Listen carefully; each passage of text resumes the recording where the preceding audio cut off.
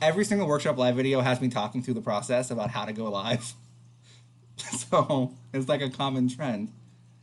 And it's also a delay, so I never know like when I'm actually live until I can see my face on my phone that says we went live. Okay, so we are live now, so that is great to know. So welcome everyone to Workshop Live. Today we are going to be workshopping Emma.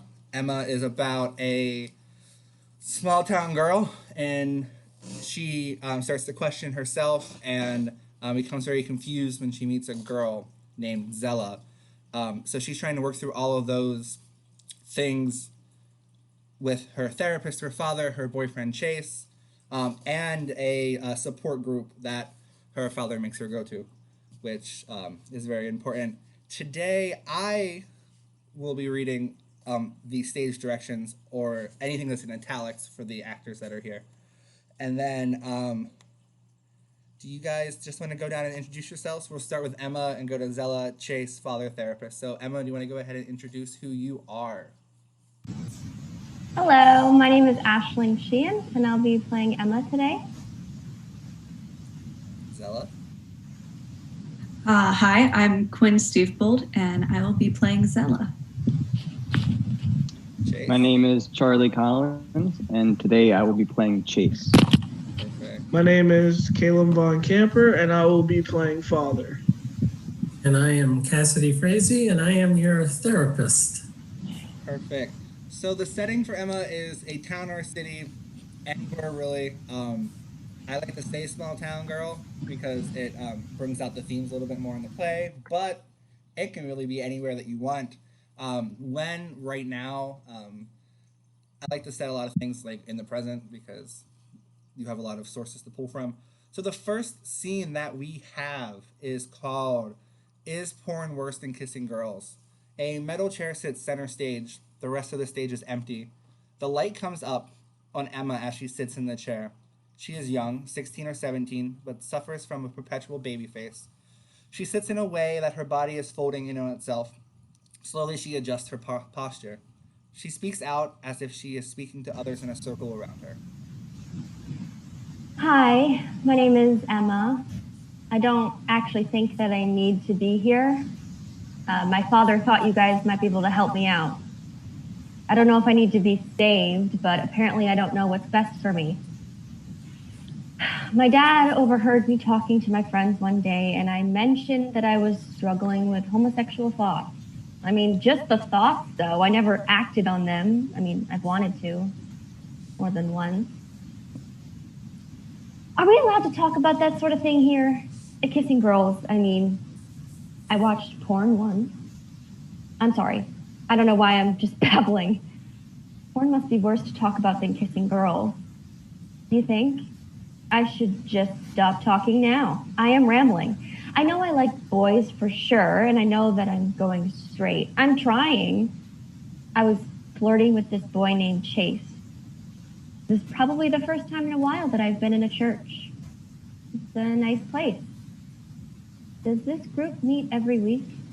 Emma looks out at the audience waiting for an answer. End scene. Kiss Chase goodbye. Lights come up on two chairs sitting next to each other. In one of the seats sits father. He is about 35. He looks warm and inviting. He is holding a steering wheel. Emma walks up to the second seat. She sits. Her lipstick is smeared. How was school? The same as it always is. Your grandparents wanted to know if you could come watch their house next weekend while they packed up their camper. I told them you would, but they insisted I ask. You know how they are. Sure. I'll have to go late Friday night after the game. They might pay you again. They always do. I'm not worried about it. They usually have homemade meals cooked in the fridge waiting for me. What's wrong with your face? What? Your lipstick is smeared. Oh, that's nothing. What happened? It must have When I kissed Chase goodbye. Why are you kissing Chase? I thought you hated him now. Someone dared me to, and maybe I'm just flirting. Why would they dare you? Did anyone else have to kiss Chase? None of them. Them? As in multiple? Yes, they think that I like him. I mean, that I could like him. Why would they? What did they? Why? I don't really know why. Some girls are just mean. And maybe I could actually want a boy to love me for once.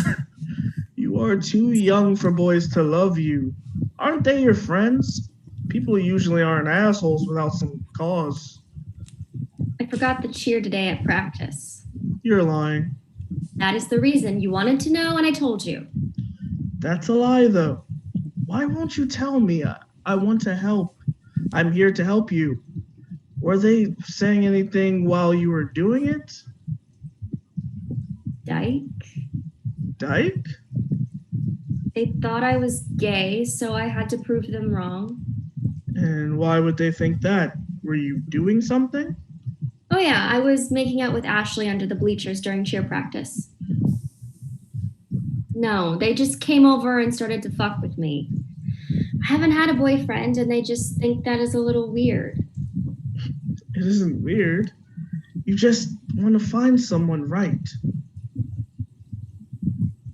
Are you gay?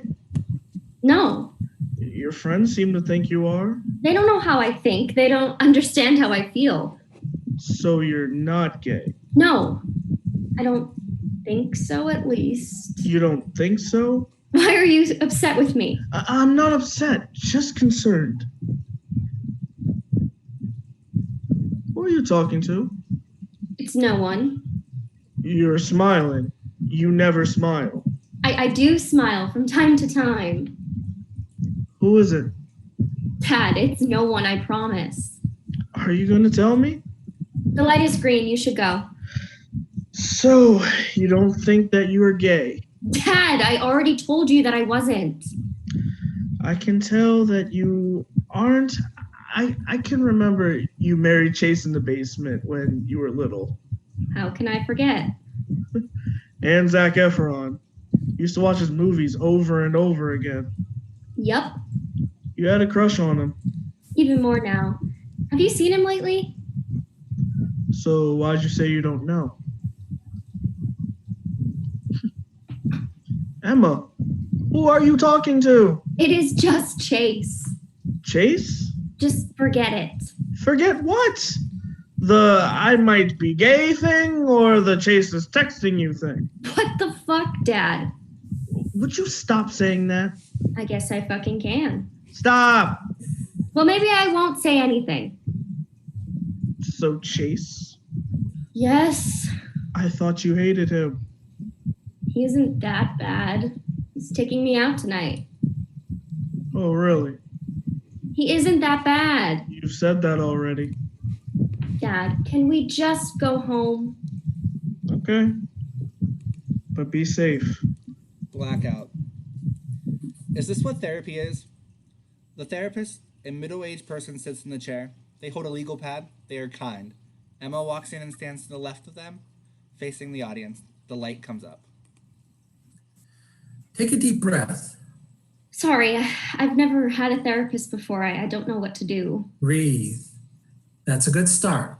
I promise I won't hurt you, and I promise I am here to help. That is all. We should start by talking about why you are here. What are you looking to gain from the experience? I am here because my dad thinks that it would be a good idea to have someone to talk to. Do you think that that's a good idea? Is this what therapy is? Just you asking me follow-up questions? I don't have time for that. Therapy can be whatever you want.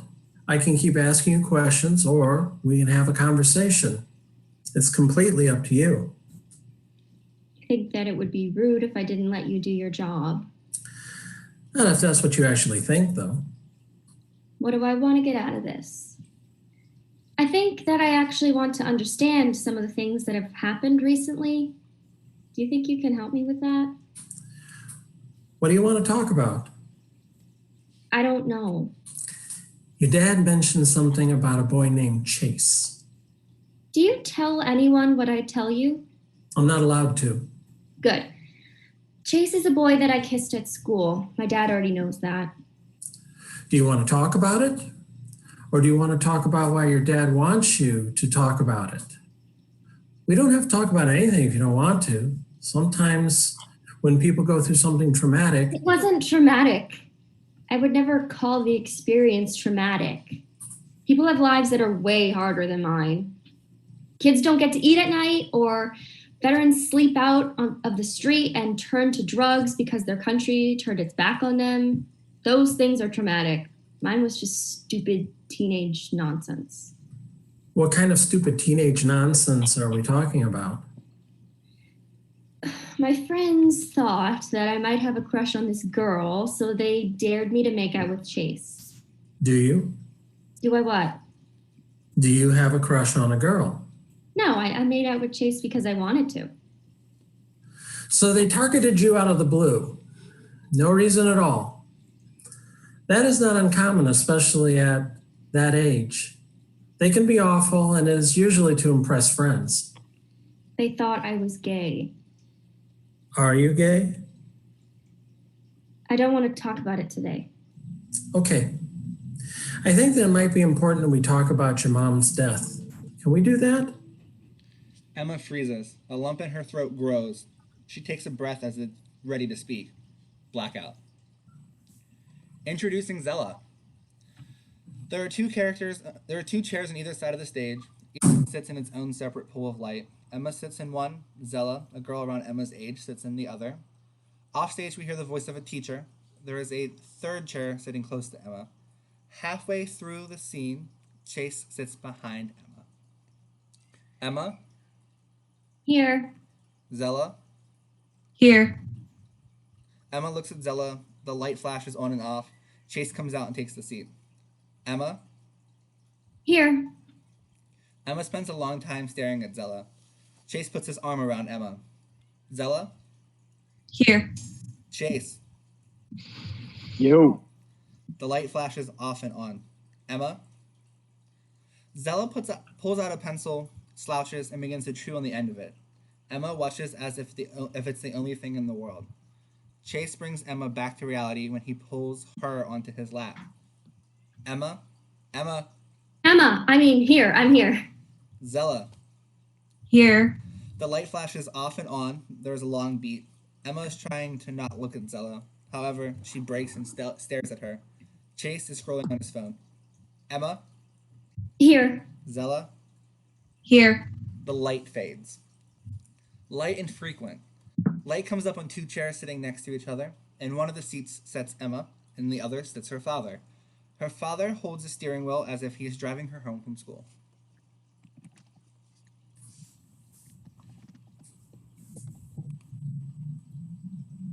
Hey, yo, Caleb.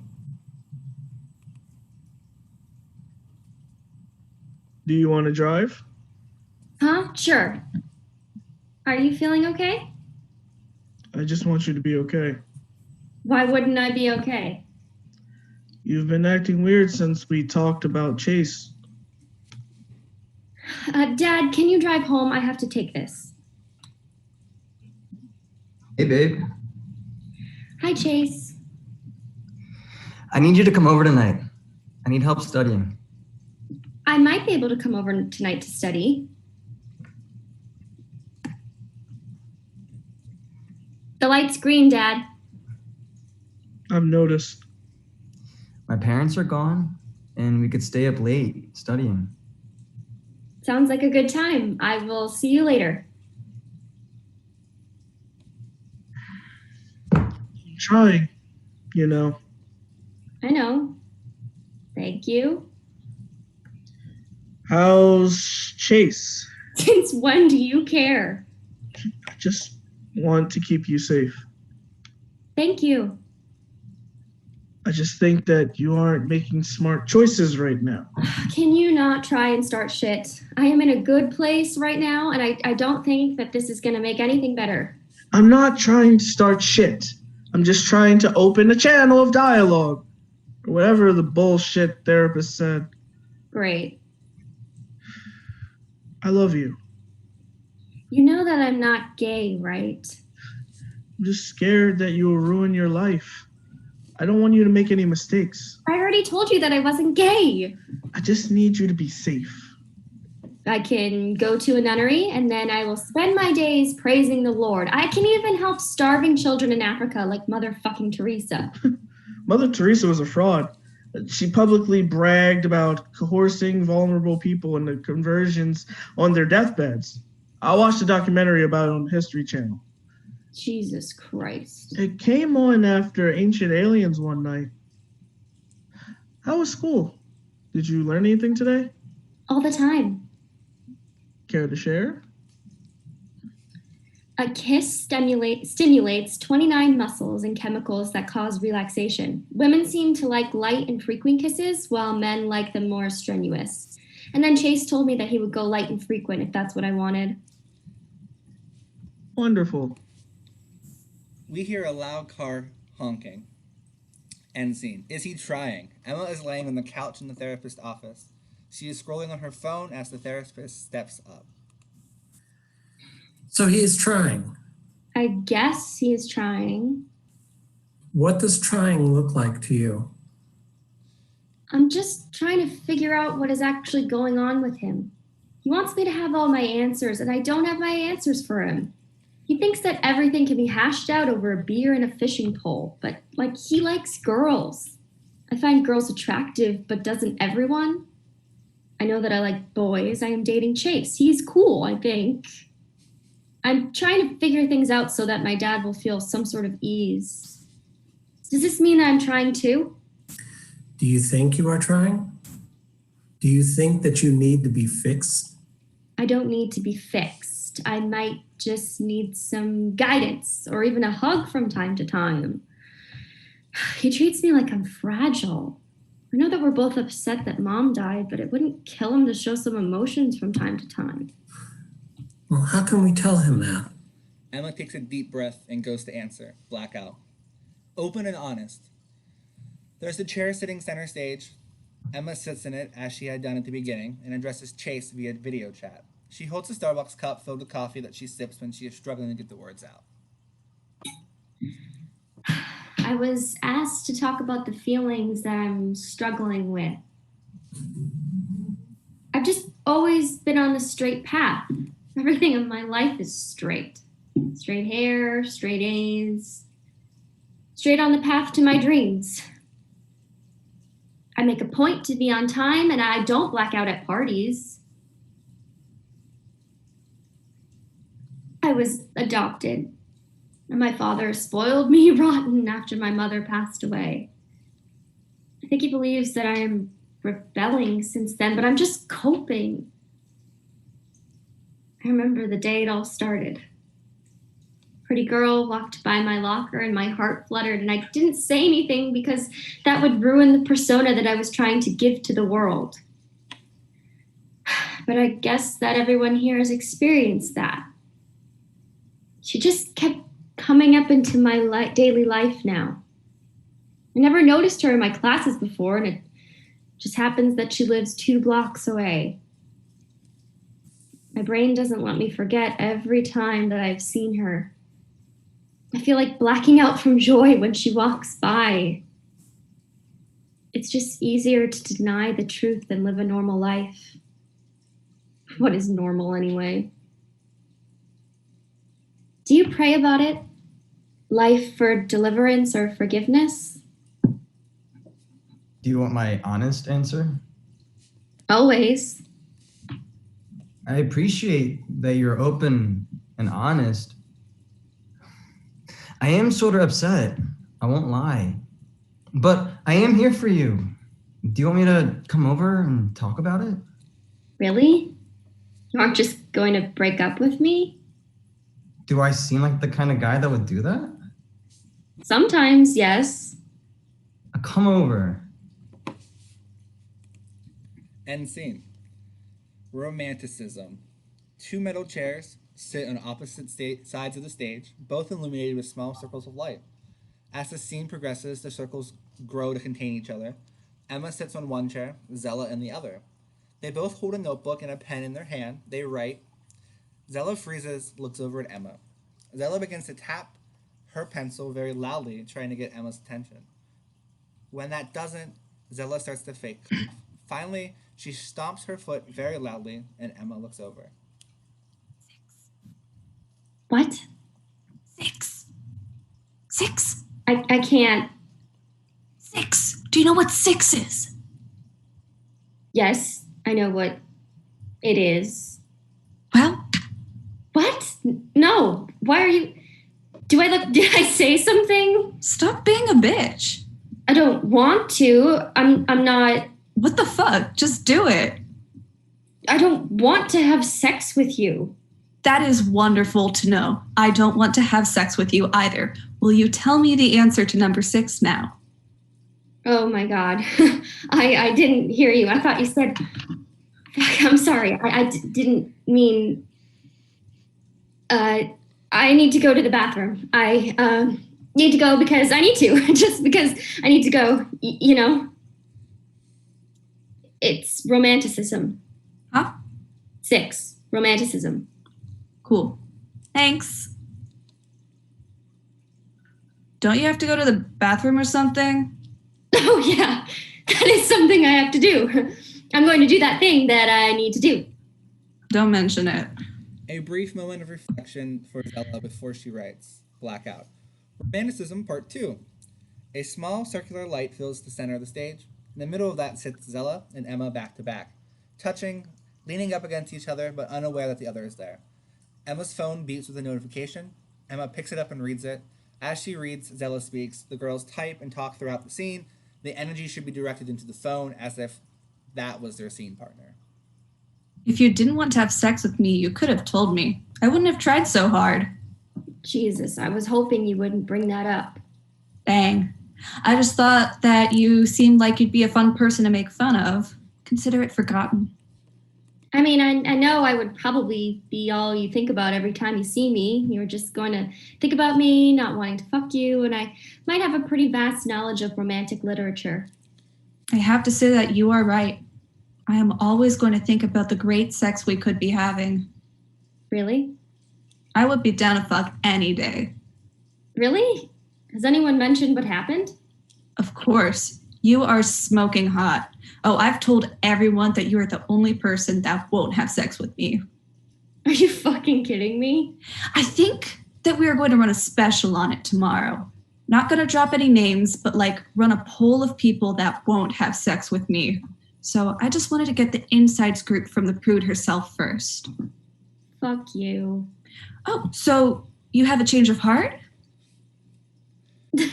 No. I stand firm in my prudeness, but I do reject the sarcastic comments. I was simply using the word fuck to express that. Do you think that Chase would want to watch? Are we still talking about this? I just wanted to know if maybe Chase would like to watch us fuck each other. That might make you more prompt to say yes.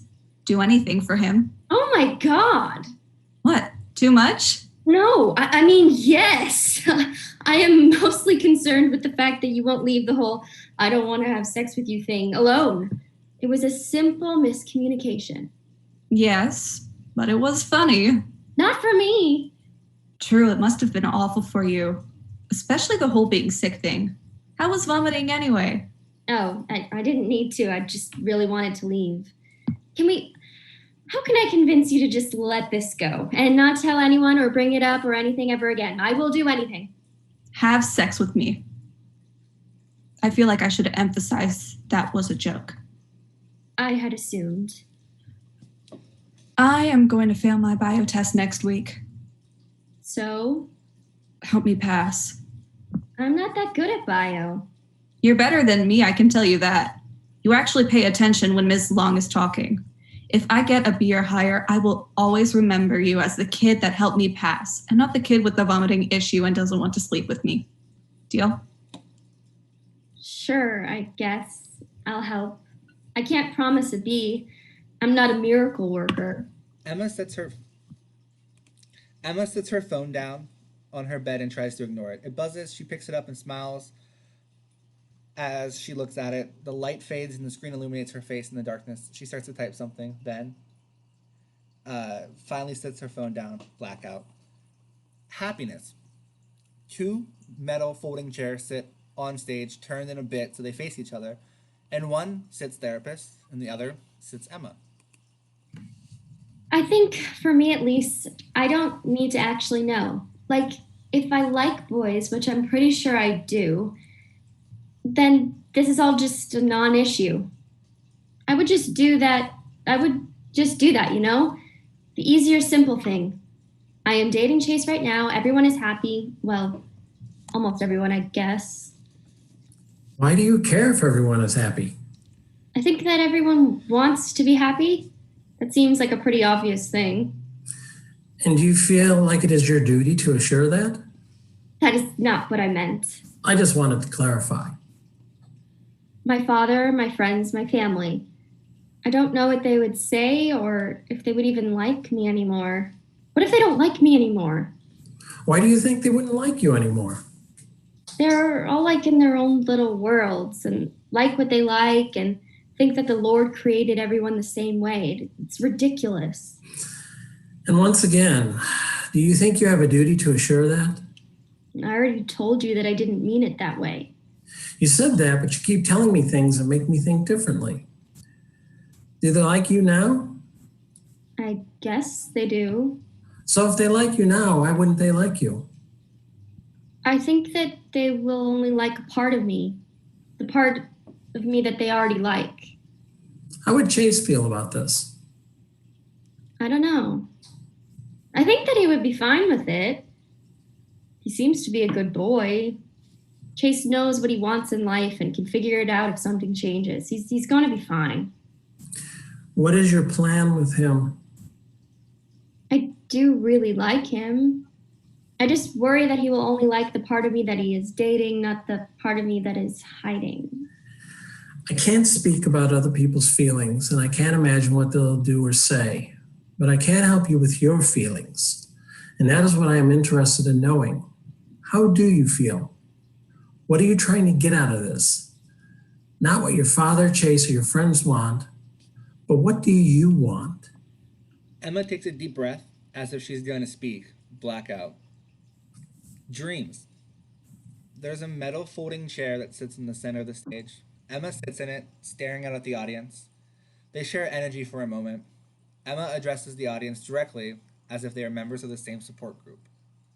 Do you ever have a dream that is so realistic that you don't want to wake up? They aren't scary, but just pleasant. They give you a little bit of anxiety because you know you aren't supposed to enjoy them, but you do anyway.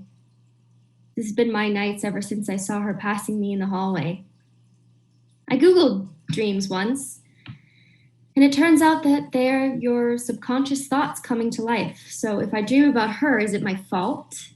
If I dream about her when Chase is lying in bed next to me, is it still my fault or is it his fault? I just keep trying to figure out if I'm trying to if I'm trying to imitate that life I want. I feel comfortable in my dreams, and sometimes I don't want to wake up. I try not to sleep as much as I do. I don't want to give myself an extra opportunity to figure out how I feel when I see her. I usually try to stay awake with Chase. He makes me smile, and that is sometimes something that I can look forward to. He lets me be the big spoon when we cuddle. I'm able to find comfort in the space between his shoulder blades. It isn't a lot, but it's something. He is warm, and his body is never demanding like the other boys I know. It would be nice not to have to dream whenever you can have something close to a dream while you're awake. I don't know. It is nice not to dream, not having to wake up and sit on the edge of my bed trying to figure out the motivation to move while already being late for school. I don't know why I want my dreams to be real so bad. Chase is enough to make any girl happy, but why not me? I'm worried that they might become real one day. It wouldn't be the worst thing in the world, but I'm not sure if my family will like that part of me. My dad loves me, and I know that, but would he love me through all this? I don't know if I could handle that. Sometimes I want to hold the hands of a girl, like in the real world and not in my dreams. I don't get to say these things out loud that often. It's like brain vomit sometimes. I literally just start saying things that my brain thinks, and I don't always get to stop before I say something that I shouldn't. None of this makes sense, does it? Blackout. The universe. Emma and Zella sit doing their homework in the middle of the stage. They are inside circles of light that isolate them from the rest of the world. You don't think that there's a place for you in the world? I don't think that there is. That's the difference, though. How can that be different? There's neutrality in that word. Think about it. It doesn't give enough weight to the problem. I don't think that it is a problem. I just think that your fear is irrational. The universe is ever expanding, aka fucking huge. Every time that you look up, something new is being created. When you blink, the world gets bigger and brighter and hotter than when you close them. How, in this ever-expanding universe, can you believe that there is no space for you? The universe is constantly creating space. She's cool like that. The universe is a woman? That is all you get out of that? The universe is totally a woman because only girls can create beautiful things like you. How's Chase? He's doing good. He's probably wondering where I am at. I told him that we could go see a movie tonight. I don't feel like spending time with anyone at the moment. It's been a rough couple of days. Did I tell you that I'm seeing a therapist? You didn't. Is there anything that I can help you do? I just want to be normal. The world likes normal people. They seem to favor them, so I want to live a normal life. Maya Angelou once said that if you are always trying to be normal, you will never know how amazing you can be. So I am going to have to say fuck being normal. You don't want to live a normal life. Get married, divorce, live in a big house, have a shitty dog. I don't understand what you're putting down, bud. Well, you're not normal. Like, how could you ever live a normal life? Last time I checked, you can adopt a shitty dog, get divorced, and own a big house while still being an atheist dyke. Sorry. It is really no problem. I don't want a shitty dog. I doubt anyone does. Can I tell you something? Always. Sorry. I just feel like I should tell you that, with the whole normal comment. I shouldn't have said that. Is that what you wanted to tell me? Oh, no, I just wanted to apologize. Apology accepted. Emma, you are acting weird. Go ahead, let me have it. I think that I'm a bit confused. I don't think that I am. I'm not even 100%. I like girls at all, but I think that if I did, you would be the girl I would like. You would definitely be the kind of girl I would like. Can I kiss you? Kiss me. What? Really? Right now. You said that you didn't know, but it is easy to find out. I am a girl. You asked me. Kiss me.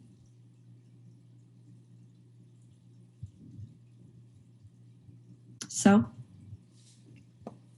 I think that I should go. Are you okay? I am great, but that is part of the problem. I think I need to get home, though. I forgot I told my dad and Chase. Yeah. I'm sorry if I upset you. Oh, no. I'll see you later at school in English. Yeah, English.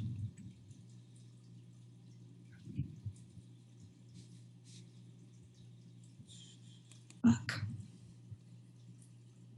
Do you love me? The lights blink on to show two metal chairs touching each other, like they are on a couch or something. We're in Emma's living room. Father sits in the chair, reading or drinking or something mundane. Emma enters, out of breath, her backpack still in her hands, visibly shaken. She is surprised to see her father still up. He isn't waiting up for her, he just happens to be up. In surprise, Emma drops the bag and scrambles to pick it all back up. You okay? Yeah. What did Chase do? He didn't do anything. Why are you all so shaken up? What did he try to do? Nothing, Dad. Chase didn't do anything. Don't you lie to me. I'm not fucking lying to you. Chase didn't do anything to me. I'm fine. What has gotten into you? What is wrong? Something happened. I am fine. Why didn't you call me to come pick you up? I didn't need a ride. I was fine. You know that you can always call. Do you love me? What? Do you love me? Of course. How much? What? How much do you love me? Why is that even a question? Can you just answer it? Emma, I love you to the moon and back. You are literally the only thing that I have to love since your mother passed away. I would love you no matter what you decided. You want to live in the basement and not get a job? I'm still gonna love you. You want to marry a woman? I will still love you. You are the best thing that ever happened to me, and I can assure you that I will always love you, even when you don't feel like I don't. I can promise you that. Are you okay? I just needed to know. That's all. Okay. I love you. Love you too, Dad. Can you hug me? Always. Get up. Aren't you glad to see me? You should have called. Well, sorry, you weren't answering the phone. I forgot it in my room. I figured that out once I got here. I'm sorry. It's been a day. It's okay. I can go if you want me to. Can you just hold me? Emma crawls into bed with Chase. He starts to cuddle her. The light on the stage starts to fade as Emma nudges herself closer to Chase. I Hate Myself, Part 1. A small circle of light illuminates the center of the stage. It is empty. We hear the ringing of a school bell. Zella enters quickly and throws her backpack down and begins to ruffle through it, looking around. She makes sure the coast is clear and pulls out a joint and a shitty gas station lighter. She tries a few times to light the joint, but the lighter is messing up. Finally, success. She smokes, looking around intently. After a few beats, Emma enters barely at the end of the circle of light, so we can only kind of see her. Zella doesn't notice. Hey. Damn. It's just me, I promise. My first instinct was to swallow that, so you're lucky I didn't because I would have had to beat your ass. You probably would be on the floor with internal burns on your esophagus, which would make kicking my ass pretty hard. What do you want? Want to share? How did you even know where I was at? You're hiding behind the groundskeeper's shed. It isn't exactly private. It isn't a cigarette. I know. Have you ever... Yes, I'm not always the perfect girl. Don't come to me crying if you start dying in history. Does that normally happen? Dying? Only if you're a pussy. It might just fuck your shit up. Wait. I was just being facetious. Wow, that is a big word for the girl that doesn't want to draw attention to themselves. It's an SAT word. I have been studying a lot. I want to get into a better college than my brother, so he'll finally shut up. Did your brother, go to a good college or something? No, just the state university, but I just want him to shut the hell up about it in general. Maybe if I got into a good school or something, he'll just be okay with me being better for once, and then he won't talk to me at all. Or maybe if I get into a good school, I can move away from my family and not deal with them. Oh, I don't like big words. They scare me a little bit. What? Why? I think they're just I don't know, why smart people hide behind a facade. You could have just as easily as said something like you're being sarcastic or whatever. You have to say facetious. I would have understood you just the same, but why add the fluff? And you can just get to the point. Say what you mean. Fuck, I'm so fucking modeled already without people using big, fancy words. Everything in life is so complicated. Why can't communication simply words just be easy? I just want one thing to be easy. Are you okay? Is this what high people think about?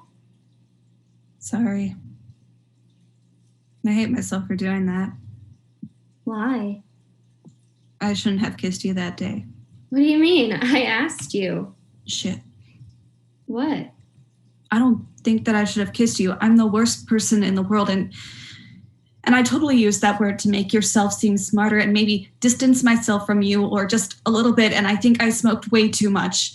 I just want a little stressed, and now I can't stop talking and my mouth moving and all of the shit is coming out and I'm not really thinking about it. And I think I feel my heartbeat in my ears and way too fast. Calm down, Zilla. Does it feel like my heart is going to explode? You must be really high. I'm sorry. You don't have to be. You sure? I am completely sure. Please don't run away. I don't want to be alone now, and I know that you might not going to be here after that. I think that it might be beneficial for you to stay so that I don't think that I'm dying and that I really, really like looking at you, and yeah, I don't know, please stay. Sure. Okay. Our case. Emma sits in a single folding chair facing the audience. She fidgets with her cup in her hand and begins to tear at it. She's planning a speech. What does the Bible say about love? I mean, like specifically in our case? If you don't know that I'm talking about being queer, what does the Bible say about that? Can't imagine that God wouldn't want me to love someone, even if you didn't want me to sleep with them. Like, I could still love them, right? I mean, I get the whole no sex thing, but like, I've never been real for you. I read on the internet that queer people don't grow up as themselves. They grow up as playing a version of themselves that sacrifices authenticity to minimize humiliation and prejudice. And the massive part of their adult life is spent picking on which parts of themselves are actually them and which parts they created to protect themselves. I don't think I ever want to have to do that. Am I proud that I had impure thoughts about this girl to go see store, or sometimes I think about kissing girls? Has it ever been really tangible, something that you can hold on to? Something that cries and needs and loves? I'm scared, I'm confused. God wants me to love God. We have that pounded into our head since we were like toddlers, and now I'm trying to do what's best of my ability, but I guess it's fucking conditional. You know, well, of course you do, what it's like to stand outside, to watch the world and wish you didn't hurt so much inside. But when I feel these things are real, I wish that I felt you there. How come life is so unfair? Do you know what it's like to be afraid? That nothing will become all the plans you've made? Who cares if people think I'm fine? I've been through this before. One day I'll wake up and realize all I needed was her. And then, God, I wish I knew I need a guarantee. I don't mean to swear so much. I'm just confused as to why God doesn't want me to love. Why wouldn't he? I don't get it. Like other sins, I get that it hurts. Murder hurts. Cheating on your partner hurts. Honor your mother and your father, that makes sense. Don't cover it all. These things make sense. The world would be a better place if we are all honest and kind and didn't do bad things to you. But why? Why does not God care? He's not making the world any better. Love is patient and love is kind. It does not boast. It is not proud. It does not dishonor others. It is not self-seeking. It is not easily angered. It keeps no record of wrongs. Love doesn't delight in evil, but rejoices in truth. It always protects, always trusts, always hopes, always preserves. That's what the Bible says about love, right? Right? So that's what I'm going to listen to. That's the part of the Bible I'm going to listen to. For now, at least. You can pick what part you want to listen to, and I can pick up parts I want to listen to. End of God has a problem with that. Well, he can tell me himself. Restricting that was a lightning bolt or whatever he wants to do. I think I'm going to love God, love like God wants me to. And I'll just, I don't know, figure out the rest later, I guess. Blackout. Spoon. Therapist sits in a chair inside a larger circle of light. Emma stands facing the audience. She is looking into a mirror. I don't think this is going to work. That's okay. It doesn't have to. So feeling dumb is okay. What do you see? Me? Well, damn, you're cured. Everyone can go home now. Wait, what? I should apologize. That was rather unprofessional of me. I thought it was funny that you said me, because of course it's you. It's a mirror. Forgive the joke. I guess. Thanks. Okay. I see that I have my father's nose. Thanks, Dad. Somehow have foundation on the collar of my shirt. Probably should have changed before I left the house. Starting to break out. Probably from stress or hormones. I don't know. Or all three. Yeah, thanks for that reassurance. Keep going. I see. What the fuck is that? Yes. I see that I think I have a hickey? Not exactly the revelation I was going for, but we can unpack it. Motherfucker. What's wrong? The things I tell you here are private, right? Of course. Zella, Okay, who is that? the girl I love. Okay. Are you worried about something? I haven't seen Chase for a couple of days, and now I have a hickey. That is a problem. Do you have any suggestions? It's not exactly my area of expertise. Well, what do I do? The way I see it, you have two options. And those options are? One, tell Chase the truth. Or two, take a spoon and put it in the freezer. Blackout. So that is the end of Act 1. So let's unpack everything that happened before this. Does anyone have anything they want to say? Anyone? Also, I feel like this is the Brady Bunch because, like, all of your faces are just around mine. So, like... Yeah, I have some things I noticed. Something that really interests me is are these different sides of Emma and what side she shows the people she's interacting with, because it's interesting. It's like when she's talking to the audience, it's the most her, the most vulnerable, which is, it's like interesting that she's putting on some type of, like she's still putting on some type of show or act for the therapist, even though that's where I guess you'd really want to be like the most open and honest. But instead, that's when she's talking to the audience. And then you see it with her and her dad, she's hiding. And then this new part comes out when she's with Zella. And then even like a new part comes out with Chase. So it's fun for me to watch where Emma is going in each of these scenes. Cool. Anybody else have anything cool and exciting before I start asking you a bunch of questions?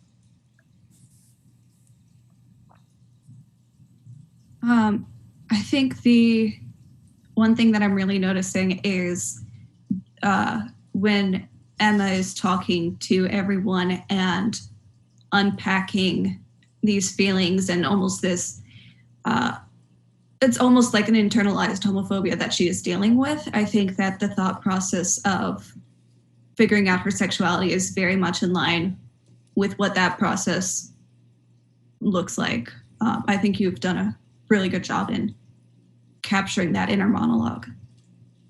Cool. So my thing is that I want to add more Chase throughout this because you see a lot of interactions with Emma and the therapist, Emma and her father, Emma and Zella, but you get these quick glimpses of Chase throughout. So like we know he exists. We know that Emma and Chase used to play together when they were kids. We know that Emma went through a spot where she hated Chase and now she's dating Chase. And I think that adding Chase throughout this first act might be beneficial, but do you guys have any suggestions on how you want to see Chase? Because no spoilers for the second act, but like we know that Chase is very kind and patient and understanding. He's way too understanding for being who he is. So I think that we need to have some parts of seeing Chase being understanding with other people and other things. And I feel like everyone has problems, so Chase has to have a problem too. And but like I think I want to focus this intermission discussion on Chase because he's very lacking, and he's kind of he's just lacking. So how do you guys feel about Chase? Let's start with that question. Say I agree with you on all of the characters. I mean, minus the therapist, because the therapist is perfect. Just they all have their own problems. I feel like giving Chase something to battle with will one make him more human. Like, because at first it just seems like, oh, he's gonna be like this douchey guy that she kind of like got with to shut up her friends. But like you said, like he has this sweet side to him, this understanding side to him. And maybe like just giving him an obstacle in a battle. Well, I mean, on top of your girlfriend being gay, that besides the point. But like just giving him something to be like, okay, like I'm dealing with this, and maybe she could see that sweet side of him already and know like, okay, he handles this well. Will he also handle my situation well? And can we be friends based on this? Versus like he just pops up in her bed and then he's like, I accept you for who you are. All right. Cute. Yeah, because he does that. We had a scene where like she's like, hey, like I think I like this girl, and he's like, I'm a little Cute. but that's fine. Screw my feelings. What can we do for you? And then I know, I feel so bad for him.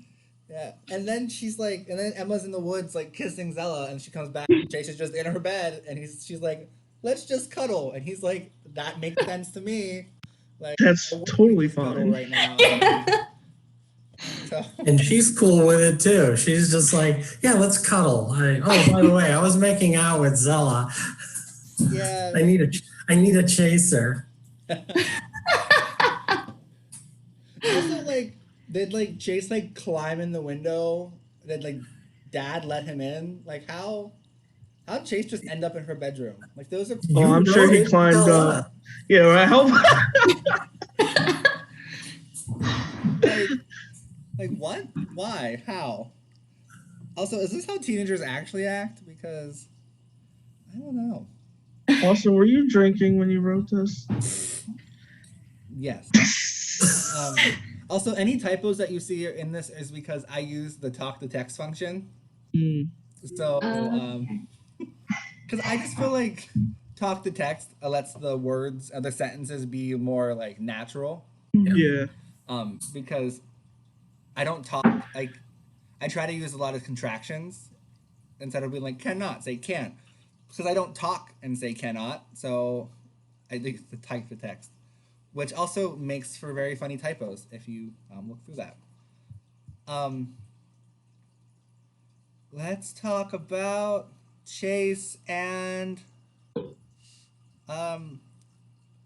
so once again, no spoilers, but we know that Chase and Zella have a past that we'll get to later, so we're not going to talk about that.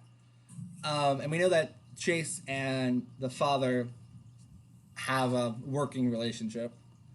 They're not friends, but they know who each other are. And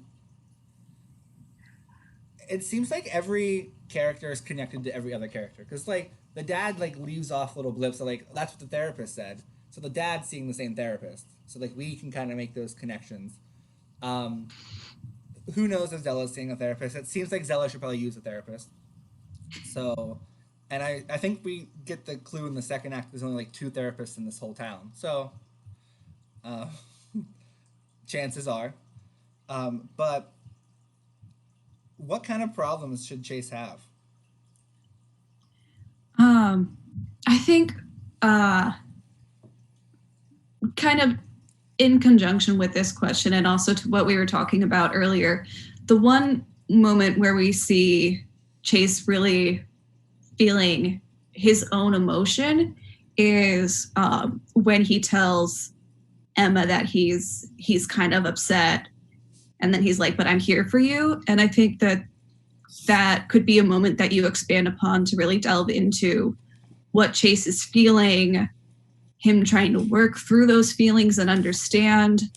And then we also we get this hint that Emma thinks that sometimes Chase kind of seems almost not douchey, but with the idea that like he would just break up with her just like that for communicating with him that like she feels unsure about the relationship. And we don't really see that anywhere else in the piece either. And if that's something that maybe he's struggling, like trying to improve himself, be a better person. Yeah, because you're right. Because she says you would like think I would just break up with you. She's like, yeah, sometimes. It's almost like he has a sense of a fear of abandonment. You know, he's okay with her being attracted to another girl because he doesn't want to lose her, because to lose her is to be abandoned by her. Let the therapist come in with the win. Hey, I've been in therapy for 7 months, okay? So diagnosing abandonment issues. I mean, Chase very well could have abandonment issues. Like, that could make sense. Because, like, they kiss at the beginning of the play, and then, like, oh, we're dating now. Chase is like, maybe I found someone. And Della's like, Chase is a good pawn to use right now because everyone will leave me alone. Well, Chase also sounds very needy. You know, answer your phone, so I just showed up in your bed. Yeah. And I need the spoon. Oh, okay. I need to be the little spoon. Yeah. She's like, he lets me be the big spoon. The big spoon. Listen, the big spoon is great. And also, how do you guys feel about Emma finding comfort with Chase? Because she mentions, like, she finds comfort in the space between his shoulder blades. Like, he's warm. He's not as demanding as other boys that she's seen. So, like, does that work with, like, an abandonment issue? Well, he's afraid of losing her. I mean, he's not going to be real demanding, because if he's too demanding, he'll push her away. And that's the same thing as being abandoned by her. He can't risk that. Also, if he's needy, he's going to take what he wants. You know, let's see. If he is a bit needy, he's going to be very quiet about it because he has to weigh it off of whether he's going to push her away or not. So, you know, spooning, cuddling, stuff like that, that's stuff that she likes. You even made the comment where they were kissing, and he said he would do light romantic kisses with her if that's what she wanted, because he doesn't want to drive her away, and it allows him to still kiss.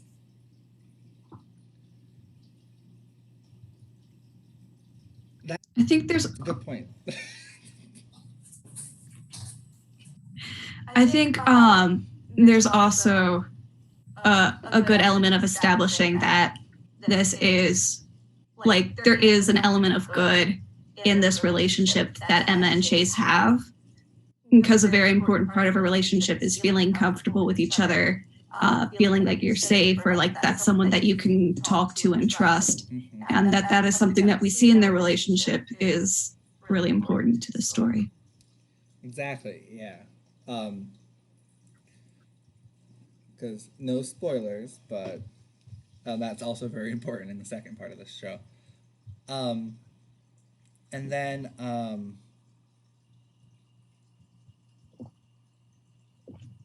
dad, father. Father. Yes, son. I feel like the father, the father is very understanding and very supportive, but I think that hearing it out loud, the father might be beneficial to be more distant in the beginning. He's just like, oh, like, you kissed, like, blah, blah, blah, that's fine. Like, I feel like dad would be a little more upset at the beginning. But, like, he's, like, I don't want to say he seems too fragile.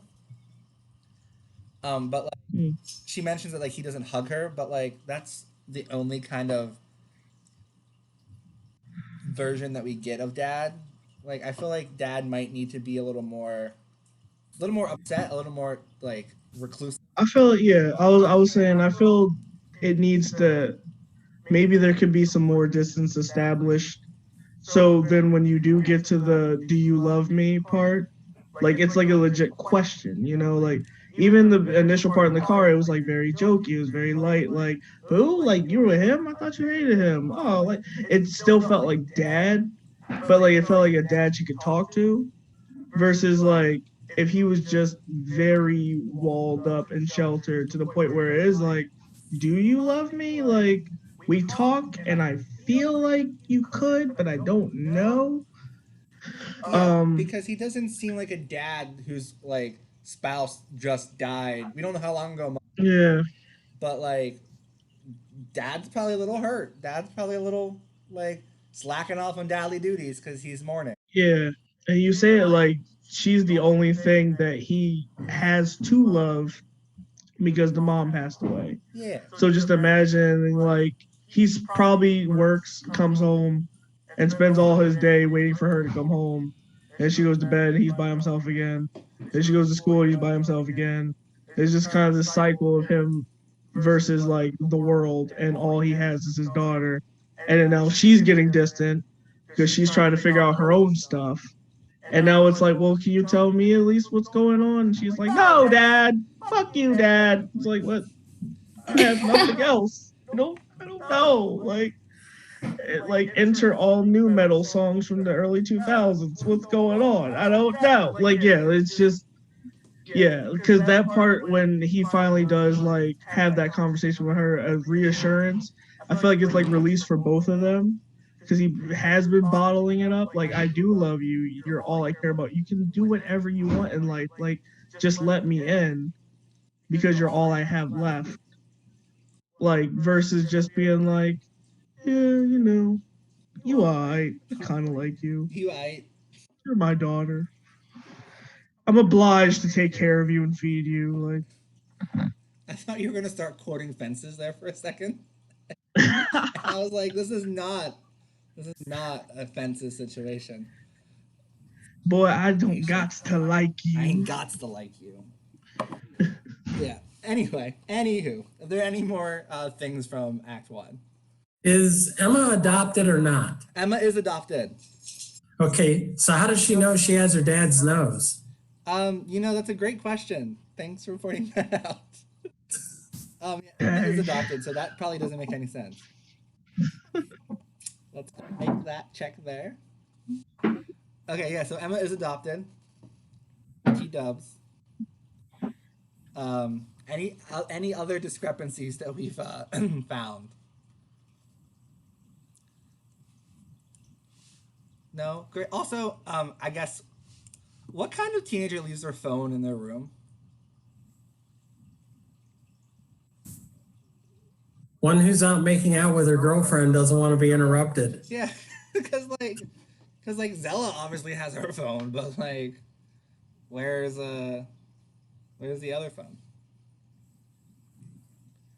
But anywho, let us move. It would be interesting if Emma had a burner phone that she was using to talk to Zella with.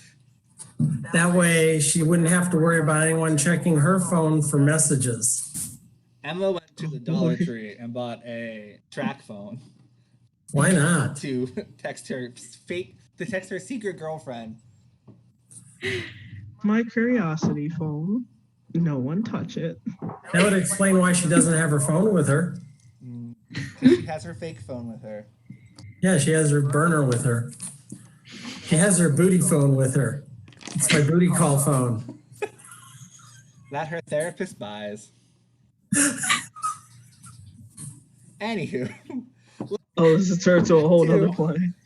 Let's get out of the burner phone. Because he has the burner phone. Anywho, Act 2 starts with a scene called Romeo and Juliet. Lights come up on a single chair, sitting in a large circle of light. Emma sits on the ground doing homework. Her phone is next to her. At the end of the circle is Zella, facing the audience, looking up at her cell phone in her hand. Emma's phone dings. She reads the text message, laughs, and speaks as she types her reply. Did you know how big this thing is? I fucking hate that I can't get rid of it. I was able to get by my dad, but honestly, I thought that I was gonna fuck up and just tell him. Does frostbite look different than a hickey? I put a frozen spoon on it last night. Do you think that will give me frostbite? Well, you have my sincerest apologies. I mean, I honestly am not an expert in that field. I can't even tell you the last time I thought of frostbite. I think that it takes a little more than a spoon to give you frostbite. I Googled that shit and it said that I could do it. If I have frostbite, I might actually kill you. Let me make it up to you. Fine, you have my full attention. But look out your window then. Are you in front of my fucking house? Technically behind it. What the fuck are you doing? Trying to see you. Will you stop yelling, please? Well, if you came downstairs, I wouldn't have to yell. Come on. I didn't know that you were a little bitch. If you don't stop yelling, I'm not. This is a lot harder than it looks. Fuck, fuck, fuck! And she sticks the landing. I was going to throw a rock at your window and be all cute and stuff, but you only have grass back here. Damn, your dad keeps this place manicured. So I wasn't able to properly communicate the romantic message. And telling me all this is supposed to be... Romantic! Oh. Well, it is supposed to let you know that the romantic thought was there. I was painting you a picture. Of you screaming at my window. Very romantic. I like to think so. You're making a strong case for yourself. I would hate to have to make a decision tonight about this. What do you mean? You still aren't in love with me yet? Not yet. Can't have everyone think that I'm a softie. Well, can we take a quick break? Huh? I think that we should come with me. I want to show you something somewhere. I left my window open. It's not gonna rain. You should be fine. But I don't fucking know. Come on. I really shouldn't. Where? Anywhere. Everywhere. Here. How mysterious. Uh-huh. And romantic. Oh, yeah. I think that Ready? I think so. Keep up. Zella bolts off stage. Emma chases after her. Wiccan spiritual shit. For the first time in the entire play, the whole stage is lit up. It's an intoxicating mix of warms and blues to make you feel like you're sitting outside during the summertime at night. When it is warm enough, Zella runs in. She looks back. Emma runs in not long after. Emma is winded. Breathe through your nose. Go fuck yourself. I thought you'd be faster, honestly. I was taking it easy on you. I think I have asthma. How do you know if you have asthma? Like, you look pretty, I don't know, spry? Is that the right word? Can you Google symptoms of asthma? Maybe it's because it's late and you have flip-flops on. It could be that. Like just WebMD or something. Well, now that I have taken your breath away. Jesus fucking Christ. No, fuck you. You almost killed me just so you could play some stupid ass pickup. Tell me why I shouldn't just turn around and go back to my house. Look up. Like 6 years ago or something like that, there was this girl who was out here camping and trying to practice witchcraft and got really fucked up and happened to leave the campfire going, and it might have caught a good bit of the spot on fire. But it left this clearing that allows to view the stars uninterrupted from the glow of town. I come out here whenever I feel alone, and they are always here for me. This can be your place if you need it to be. You said that you don't think that there is a place for you in the universe. I think that everyone needs to have a place to feel like someone is here for them, and I want to present to you with this sanctuary. There's sure a hell of a lot of stars to go around. I told everyone that this clearing only exists because of an ancient Wiccan society that still gathers here to practice in their death. Thank you. Oh yeah, don't mention it. You seem lost, but I know what it's like to feel lost, and this place makes me feel found. Thank you. You're welcome. You scare me. Do I? Yes, but so does driving in the rain and eating dairy before a date. Dairy? Just a little lactose intolerance. I will let you know that I would never let you have dairy if that is something that you wanted. I like to think that I can be a pretty good guard. Sort of like the defending Arendelle. The elements almost destroyed Arendelle. Didn't you watch Frozen 2? I don't remember a lot of that movie, if we are being honest. Well, spoiler alert, without a little magic, it would have been less than effective. So why don't you remember it? I really only watched it for the first time last year. And you don't remember it? The whole show yourself when Elsa just ice queens the shit out of the cavern on Athlon. Can I tell you something kind of fucked up? Sure. I lost my virginity while trying to watch Frozen 2. What the fuck? I shit you not, and just put it on, and then Disney Plus and Thrust much? I literally hate that saying. You Disney Plus and thrusted Frozen 2, you nasty ass. That is a bad representation of what actually happened. He came over when my family was out of town, and we put it on because I never watched it. 5 minutes in, he looked at me and started to rub his fingers down my side. I leaned in closer to him because I thought that he just wanted to make out. And then he said sex. You want to have sex? I didn't want to be rude. I was just kind of doinked. You doinked? I don't know how else to describe it. Was it fun? I was just really scared that I was going to get pregnant. Like, we were going at it, and all I could think was, this is where babies come from. This is where babies come from. This is where babies come from. That is when I knew that I was gay. Having sex with a girl is a lot less stressful, and the best part is that you can't get pregnant. Is that the only good part? Did you want to know more? Can you kiss me? Are you sure? Just kiss me again. What do I have to do for you to have sex with me? Be sure that you really want to do it, because it is something that can really change things, and I don't want to freak you out. I think that we could do it. You can come back to my house and we can try it out. I don't think that it is a good idea. Well, we can keep kissing and see how far we get. Will you stop me if you feel uncomfortable? Yes. I just want it on the record that I don't think that this is a good idea. Let's go. Blackout. Chase. Light fades up on the two girls coming back into the yard.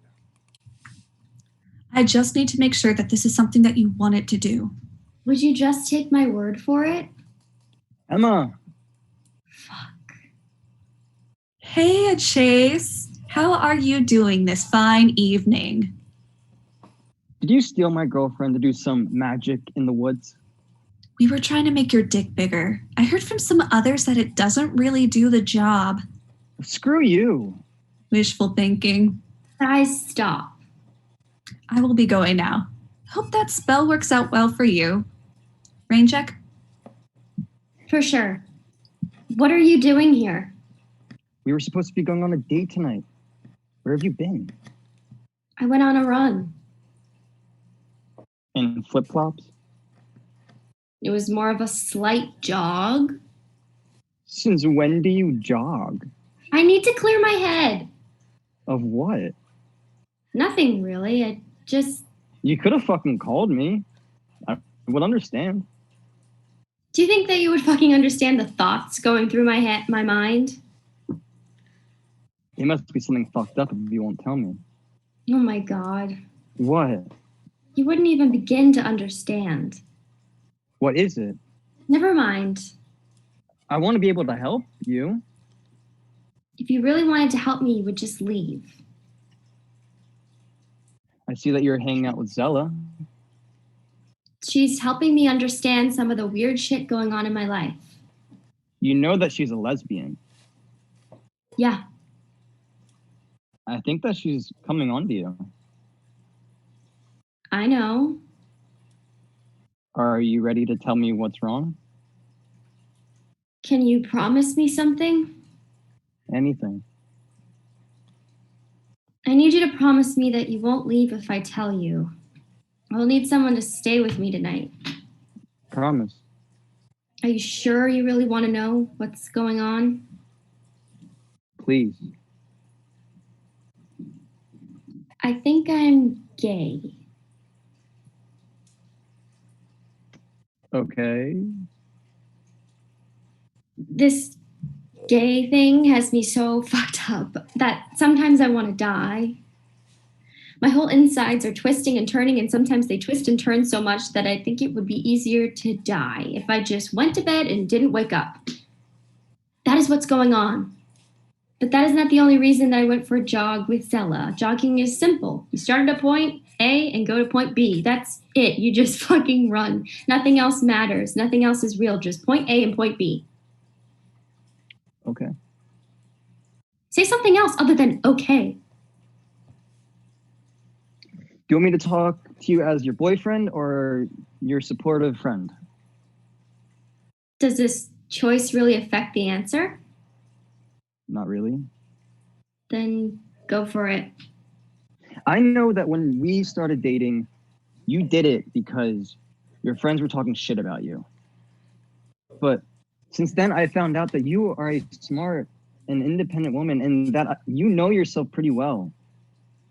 And I hope that since this is the time that you are probably going to break up with me, that we can still be friends. I just want to go to bed. Do you want some company? Just cuddles. Thank you. Do you really think that my dick is small? Is that all you're worried about? No. Well, it might have turned me gay. Please tell me that you were joking, because it wouldn't be the first time. Oh, yeah? I had sex with someone watching Frozen 2, and now she likes chicks. I like your dick. Thanks. I guess. I just want to take a moment to mention that Caleb just did like a face palm and shook his head. Anywho, Orion. A small pool of light illuminates the stage.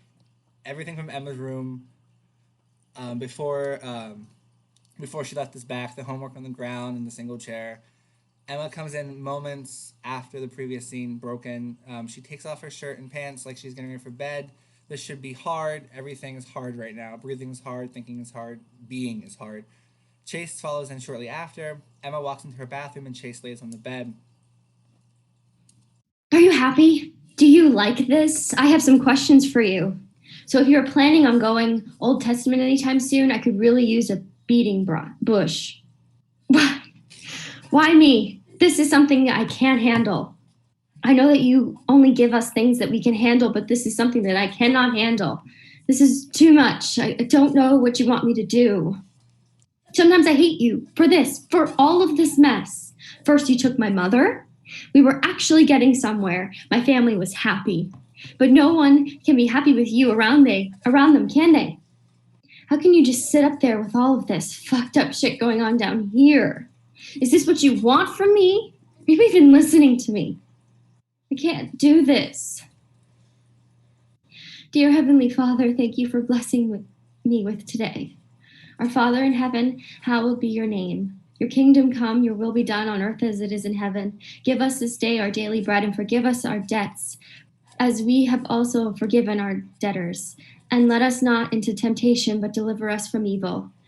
I pray Lord, that you take this cross, knowing fully well that it is not your cross to bear. Lord, I ask that you take this from me. Did I do that right? Did you get all of that? I hope you did. Amen.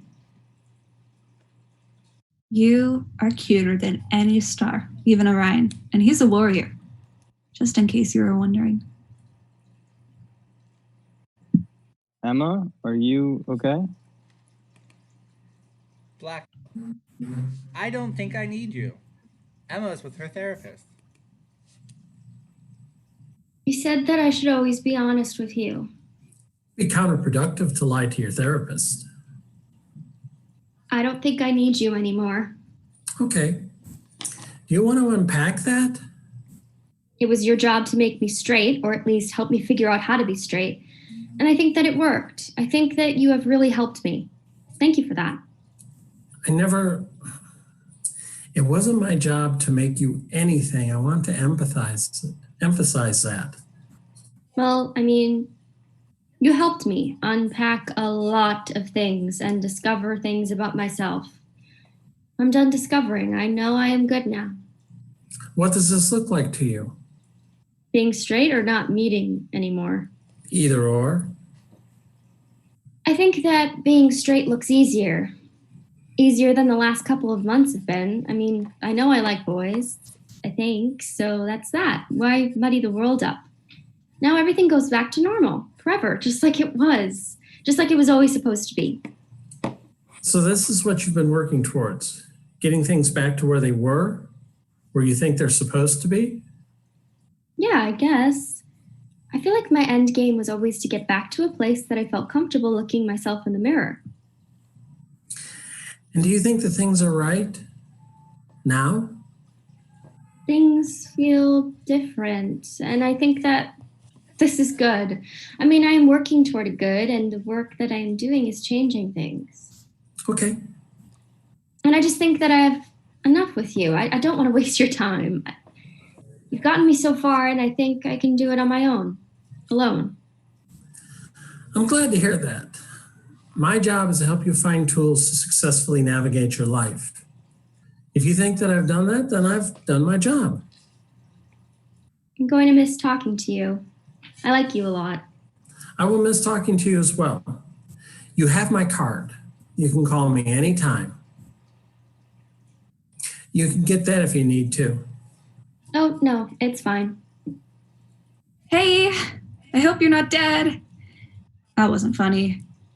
I hope that everything is going well. I hope that you are okay. Please call me or text me. Bye. Thanks. I'm going to head out now. Hello? I don't want to break up with you. Oh? I think that you might be the only thing I need right now.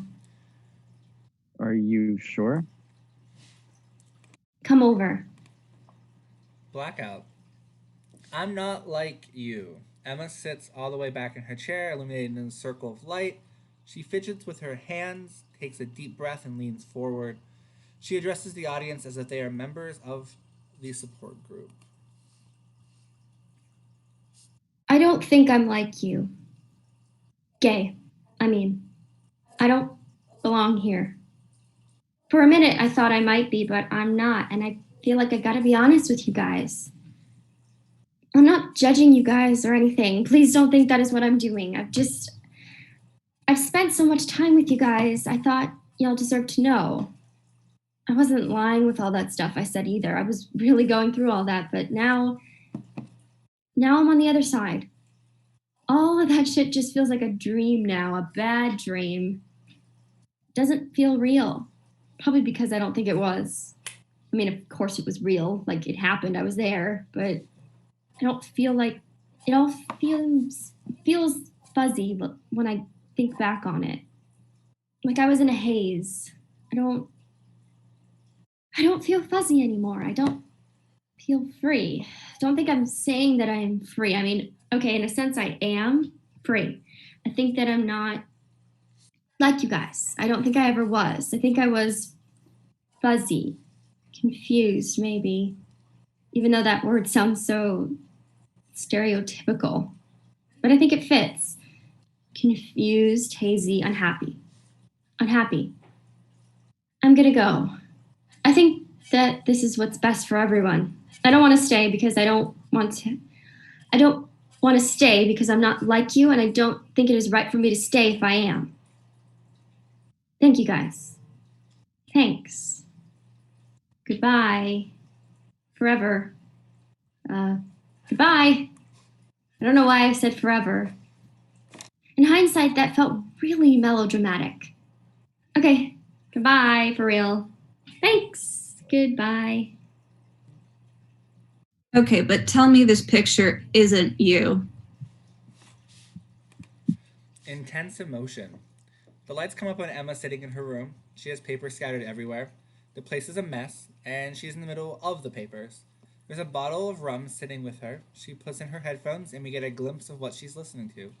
Emma pours a shot into the kitchen glass, holding it up to her face to carefully measure what she's pouring. She throws it back. She does it again.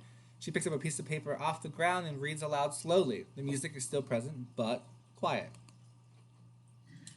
Romanticism, also known as the Romantic Era, was an artistic, literary, musical, and intellectual movement that originated in Europe toward the end of the 18th century and in most areas was at its peak in the approximate period from 1800 to 1850. Romanticism was characterized by its emphasis on emotion and individualism, as well as glorification of all the past in nature, preferring the medieval rather than the classical. The movement emphasized intense emotion as an authentic source of aesthetic experience, placing new emphasis on such emotions as apprehension, horror, and terror, and awe, especially that experienced in comforting the new aesthetic categories of the sublimity and beauty of nature. It elevated folk art and ancient custom to something noble, but also spontaneity as a desirable characteristic. Did I do something wrong? I'm worried. Is there something wrong? Okay, at least send me something so I know that you are being an asshole and not in some kind of danger. Another small drink from the bottle. Emma is transfixed by her phone, frozen, staring at it. She sends a text, takes a drink, goes out of her window the same way she did earlier. She isn't wearing any shoes. Zella looks at her phone for a long while. She exits as the light fades. Blackout. Zella. The stage is completely empty, and the light comes up with blue lights of the stars. The stargazing scene. The theater is covered in stars again. There is a peaceful tranquility that we sit in for a moment, and it is broken when Emma enters hammered. Zella, Zella, Zella, Zella. Emma. Zella. Hi. Hi, I'm drunk. For sure. Not a single doubt in my mind.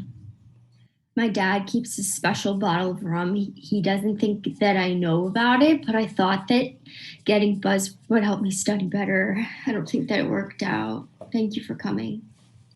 Yeah. Fuck you. That wasn't very nice. I'm not feeling really nice. How much have you had to drink? A lot. Just the rum? Yup. What the fuck? Sorry. What are you even doing? I heard on the Discovery Channel that we bite what we think are cute. What? You are cute. Where are your shoes? Didn't wear any. Are you kidding me? You're gonna hurt yourself. I was in a hurry. I didn't want you to get her here and not see me and think that I didn't come to see you. I'm sorry that I did that. Did what? Bit you. It's fine. And kissed you and said all that stuff and then kissed you some more. I think that was misleading and I need to apologize because I shouldn't have said that because I am straight. You know? That would explain why you have been ignoring me. Yep. But you know what it doesn't explain? Tell me. I think I can help you explain. All the times you kissed me, all the things you said to me, all the fluff. You grabbed my boob that one time we were making out. I pretended not to notice because I didn't want to make you feel uncomfortable. That isn't fucking straight. There's no heterosexual explanation for that. I find girls cute, but not like romantically. I think that boys are cute all the time. I'm just gonna be straight, that's easier. So you just kept me around as something to look at. Nothing more? I was experimenting. Everyone does it. I was just an experiment to you? Yeah! Fuck you, Emma. What did I say? Nothing. You said what you needed to say. I can respect that. I just thought about everything that happened and it's not anyone's fault. I feel uncomfortable with everything that happened. I'm going to go. Don't leave me. Emma, if you ever had any feelings for me, please let me go. I'm sorry if I ever caused you any pain. I'm not in any pain. Please don't go. I'm sorry if I ever made you feel uncomfortable. You are forgiven. Fuck you. Goodbye. Stella? Hello? Emma? Hello? Hello? Emma? Hi. Hangover. The therapist and Emma are sitting in the therapist's office. Emma sits in a chair, still pretty drunk. She's wrapped in a blanket. She still has no shoes on. The therapist walks in carrying a cup of coffee that says "World's Greatest Dad." Thanks for picking me up. Of course. I'm glad that you called. I'm sorry that I threw up in your car. You got most of it out the window. Coffee? I don't know if that's a good idea since I'm still throwing up. It will help you sober up. Look at me, I'm the world's greatest dad. I will have to let Dr. Jackson know that you have dethroned him. Is this his cup? Sorry for making it dirty. You were fine. Stop. You're going to hurt yourself. I was just trying to make it clean again. It looks pretty clean to me. Can I tell you a secret? Go for it. I don't think that I'm the world's greatest dad. Really? I'm not even in the top 100. Well, to be fair, you are a little young. True. This is a true statement. You have a lot of time. Unless you fuck up and end up getting pregnant sooner. Did you just say fuck? You say it all the time, and it is 2 a.m. Fuck, fuck, fuck. You said fuck. Fuck. I don't think I'm gonna get pregnant. That's a good thing to say. My friend once told me that the best part of being gay was that you can't get pregnant. I think that is the only good part of being gay. She's super nice. Why don't you tell me more about her? Only if you want to. Are you trying to therapist me when I'm drunk? Is that moral? I'm not your therapist anymore. You fired me. I am just a friend. She's funny. Funnier than me. I'm smarter, so that is one thing I have against her. I don't know if I would rather be funny or smart, so I can't really tell you which one of us got the short end of the stick. You balance each other out. She makes me laugh. That's good. It sounds healthy. I fucked it up. How so?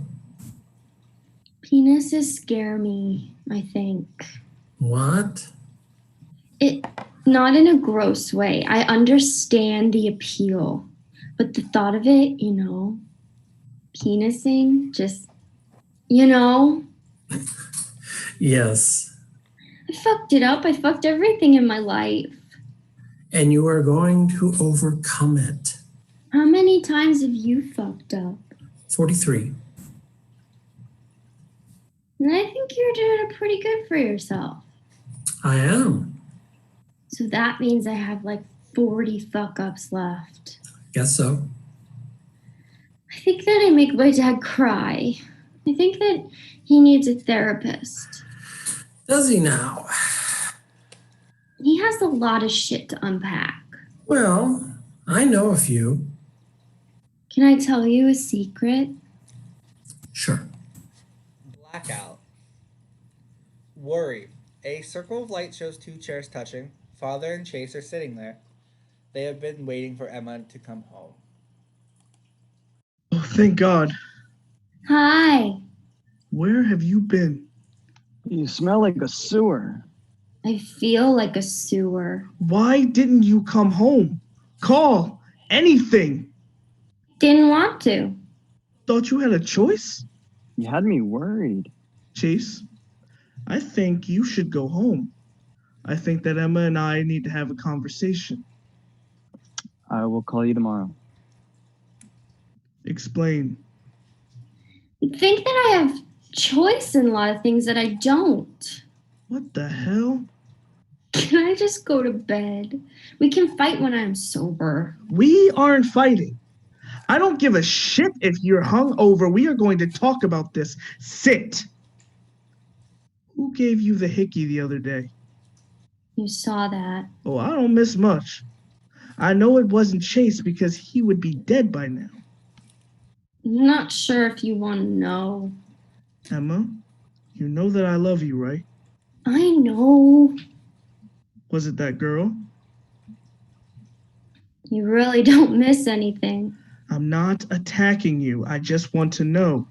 This isn't new. I didn't choose this. Why the fuck would anyone choose this? I tried to kill myself because of this. This is the last thing I would have ever chosen. But right now I am choosing to be happy. That is what I am choosing. Because I can't wake up tomorrow suffocating. I can't wake up tomorrow afraid. I can't wake up tomorrow filled with hate or rage or dismay or disgust. I won't. I'm sorry. You could have told me.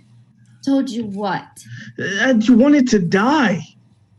What would you have done? I would have loved you. I would have helped you. I would have loved you. That's my fucking job.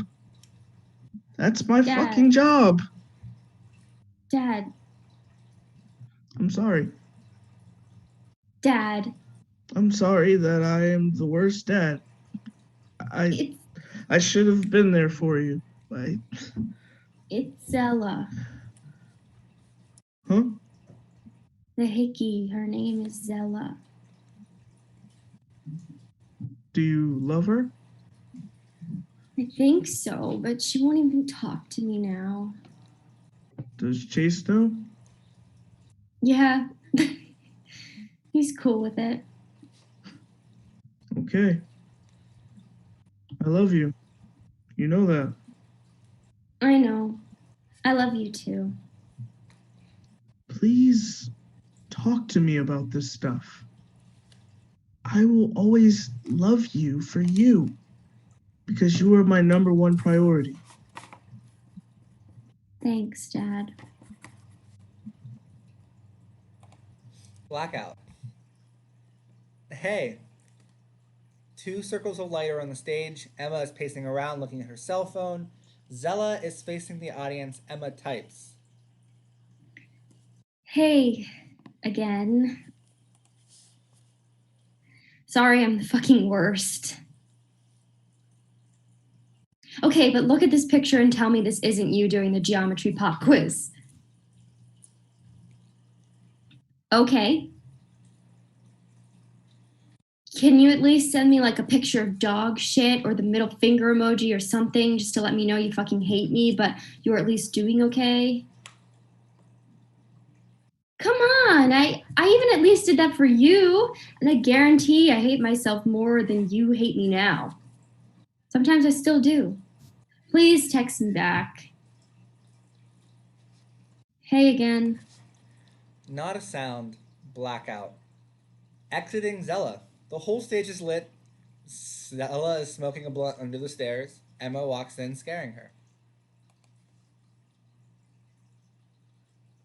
Screw you. I didn't mean to scare you. I'm sorry. Can I help you? Glad that you aren't dead. Thanks. Can I have some? Fuck you. What? That was just a general fuck you, kind of all encompassing. I earned that. Yes. It's good to see you. Forget what I look like? I think that I love you.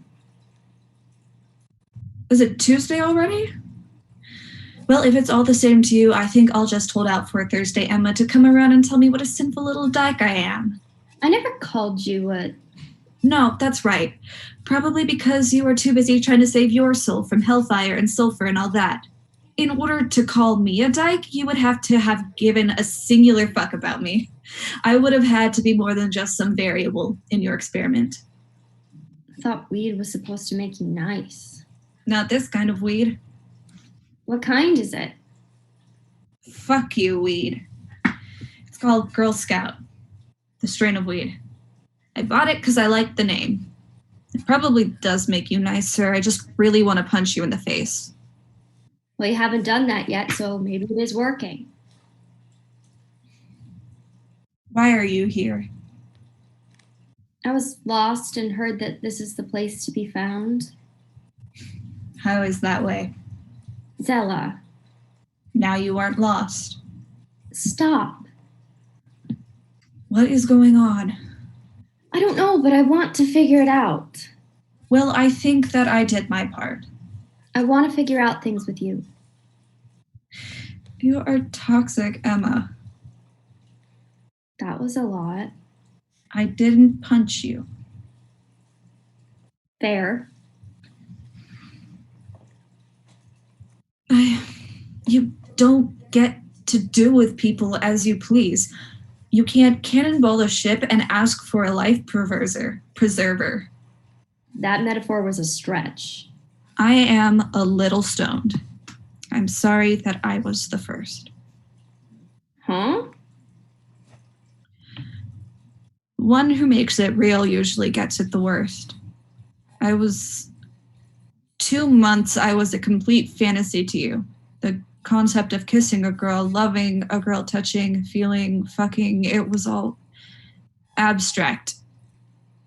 It was easy to push back and turn off and ignore. It wasn't real, tangible.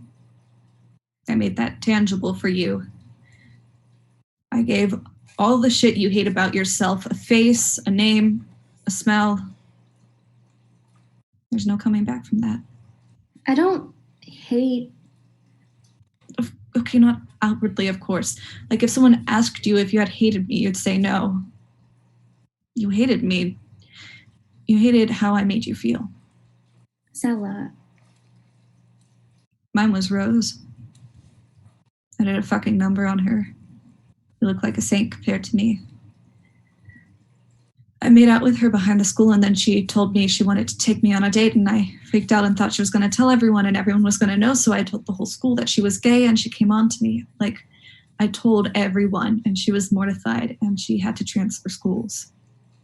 Kiss me. You are a terrible listener. You said that you kissed another girl later and it was fine, so kiss me now. I'm going to go. Zella, Emma. I should go. This is your place. This place is for... Oh no, did she die?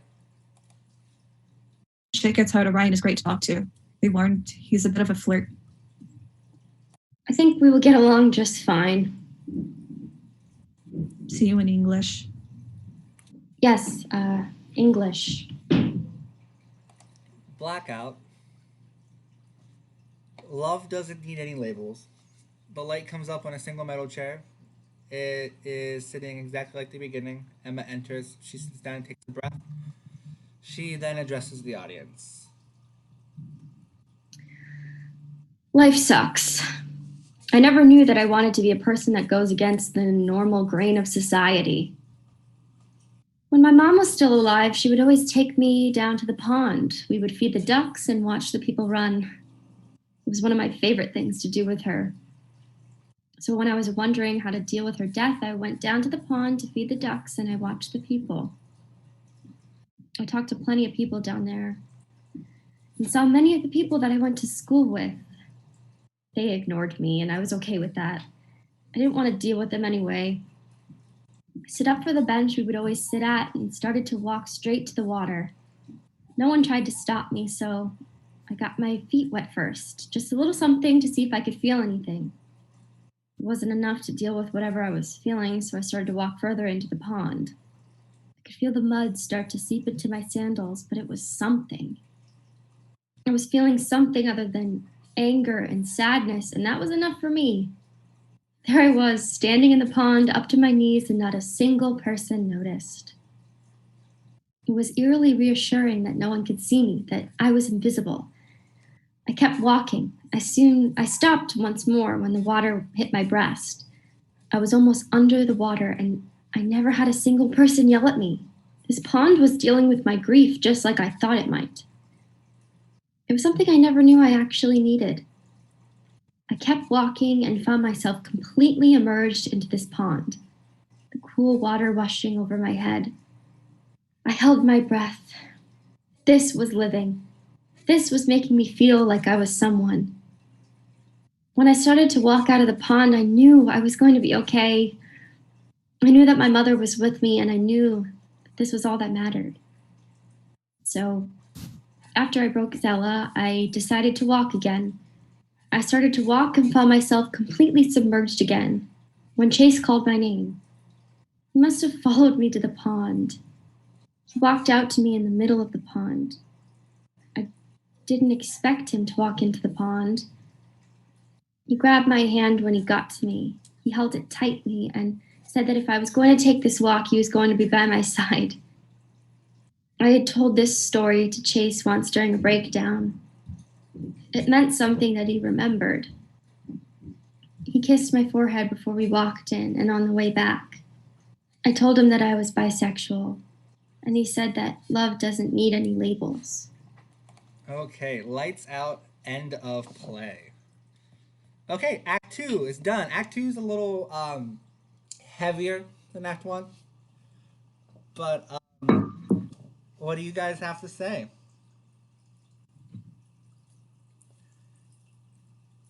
Any of you, all of you, one of you? I feel like it filled a solid thread with the characters. I feel like there's some I can't put my head. I feel like when you start asking questions, it'll come up, but there's like something I can't put my finger on yet. More people talk because I'm not there.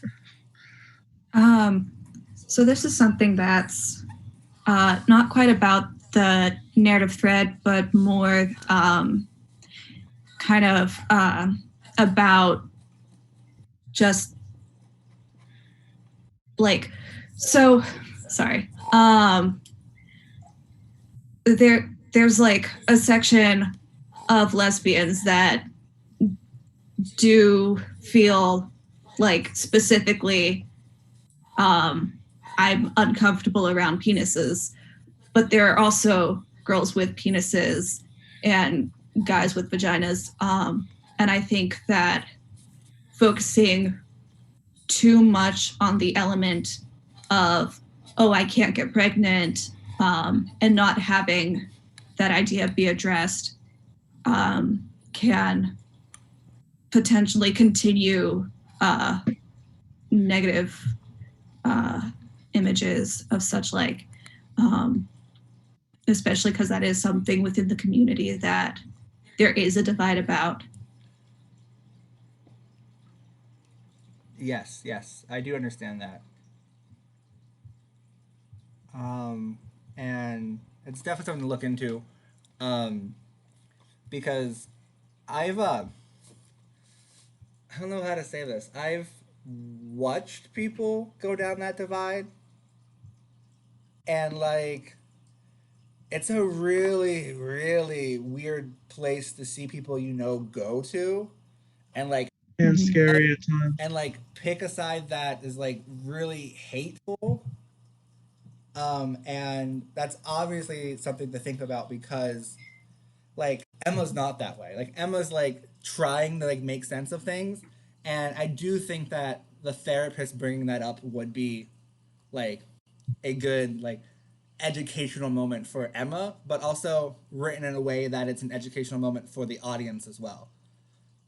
So I do agree with that, and I do think that that's something to look into, because the therapist is kind of like the gatekeeper. They are there to make sure things are going right, because you get glimpses of Emma with the therapist that fill in blanks with other characters, and using the therapist as an educational tool as well would be like, in therapy you do learn stuff, like they do tell you stuff, like it's not just like let's talk about your feelings. It's like, well, I'm gonna teach you how to handle your feelings. We're gonna talk about how these feelings could like translate into other things. So it is a very like clear point to make the line, like acknowledge the line, because there are rifts in any community, and definitely a rift to make like bring that element into. So yeah, thank you, Quinn. Anybody else before I start asking questions? Perfect. So Emma is in every scene. Emma never leaves the stage really. Um, what do you like? Does that work? Like, should Emma not be in some scenes? Like would it be beneficial to see like a scene between Chase and the father, or like the father and the therapist? Like, do we want? Do we think scenes between characters that don't include Emma would add to both Emma's story and those other character stories as well? I think so. I think it would be really interesting to see, like you said, either father and Chase or father therapist, just to give a different perspective, a different side to it, and what maybe their opinions are on what Emma's going through, and how they can come to, like, especially Chase and father, like how they're sort of working together by like the second act. They're together in that house waiting for her to come home. Like, what did that look like? I think would be interesting. Yeah, very good, very good. I think Yes. it does depend a little bit on what you want the focus of the play to be, whether it is Emma's journey specifically or about the situation as a whole. Because as it is right now, it is very much we are seeing things from Emma's point of view, and we get to understand how she goes through. We have the same missing pieces she has. Whereas if you add in other scenes, it becomes something that's more about the whole of the situation. Very good. Yeah, I will say it depends with like how the perspective you want it. Like it's giving me very like Dog Sees Godish kind of vibes, where it's like it's literally from the perspective of the protagonist only. So to back up what Quinn said, like, just if you want it to be about all of their journeys, then yeah, have more scenes. But if it's just like Emma opening up every scene with like monologues and like letters and like proclamations, like that strictly reinforces Emma's point of view. So it works. Like, it's been working. Okay. It just depends on like what you want the perspective to be in the long run. Okay. What I know I definitely want to do is I want to bring Chase to be more important than just this small secondary character that we see from time to time, who is like Chase is like the butt of every joke. Anytime there's like a comedic relief, like it's on Chase's behalf. Like we had that very like heavy scene, and then like Frozen 2 comes in, and then like Chase is the butt of the joke in the next scene, and then but like how and he's also very understanding. Like, Emma's drunk talking to her dad, and he's like, "Does Chase know?" And she's like, "Yeah, he's cool with it." Like how did they get to that point? Like, how is that a thing? Like, why is he cool with it? Like, are his abandonment issues coming in? But like, how does Chase get to that point of liking Emma so much that he doesn't care, I think, is what's happening there. Because we definitely know that Chase and Emma have been friends or some sort for a very long time. Because they used to hang out when they were children. They got married in a basement. So There was. Yeah, Oh, sorry, go go ahead. ahead. No, go ahead. Okay. Something I guess that I keep thinking about is that childhood friendship with Chase and Emma, and what that looked like, and if there were at times Emma was there for Chase where he needed her, and how that translated growing up and going through puberty and all that stuff, and maybe something happened here or there where they were the only person they had for each other. And it's like, yeah, and like the relationship with Chase and the father, like there's clearly some type of commonalities, common history that they have. Like Chase is coming over when Emma's not even there. Like maybe Chase has always been hanging around, always been in love with Emma. Like he's gonna take her at anything he can get, even if it is at a bisexual. Like, sure, yeah, I'll take anything. I'll take just cuddles. Like I've been in love with you since I was 4 years old.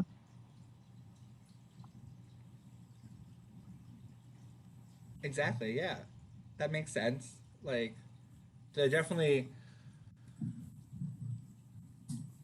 like you just don't go hang out with your girlfriend's dad if you don't know your girlfriend's dad on that level.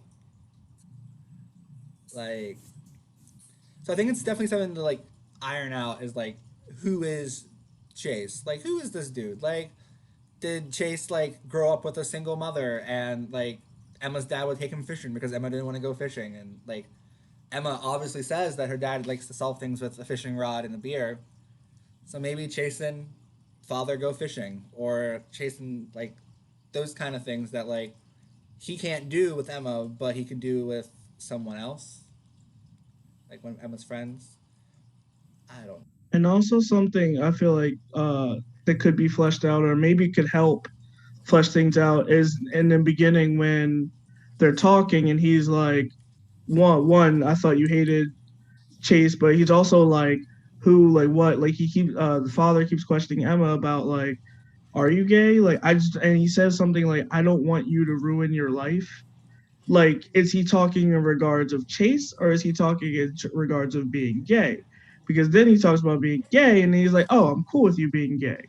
So what exactly was he mad, or not mad, but like what was he worried about? Was he worried about her being with Chase? If so, why? Or was he worried about her possibly being gay? If so, why? Like I feel like that part might need just some connection. Because if that's the case, like if Chase is, up to no good, he's a rapscallion, like we need to know, like, okay, like why is dad a little weary of Chase, and to talk about like why he came over. Maybe that could have been Chase nipping that in the bud, being like, listen, I'm not that guy anymore. Like something. I just noticed like that line stands out to me because that's the only time dad references, I'm worried about you because I feel like you're making bad decisions, but it's never like fleshed out what the actual bad decision is. Is it to be gay or to be with Chase? That's a very good point because it's obviously not being with Chase because he obviously likes Chase. So I guess it's like fishing out like what bad decisions is Emma making? Is she making other decisions that we don't know about that we might need to know about? We're getting fucked up on rum and then running without shoes. I That mean, that's a bad so, decision. But like, I don't know. Like, is like Emma selling pot on the side? Like, what is Emma doing that Dad might be worried about? Or like, what did Emma do before that Dad's worried that she's still doing now? Like, Mom died. That can like mess some stuff up, and Emma can go like depressive and like do dumb stuff, and then that stuff then can worry Dad, and Dad's like, hey, I don't want you to ruin your life. Like, are you just with Chase because you don't want to be alone? Type thing. But I don't know. I feel like Chase is a very nice guy. He's very nice. Um, he's a little too nice at some points, but yeah, I like the abandonment issues. That makes sense. I thought it was a little strange that he threw out the line that he once was with a girl during Frozen 2 and now she likes girls, and nothing ever came of that. I mean, unless Emma's like the most dense person in the world, she would have had to have known what the hell he was talking about. That's very And true. nothing ever came from that line after that. She never said anything to Chase.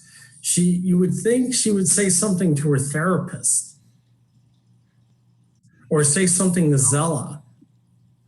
But it's just like, well, I hope you don't worry about my dick, because the last time I was with a girl, we were watching Frozen 2 and I banged her, and now she's into chicks.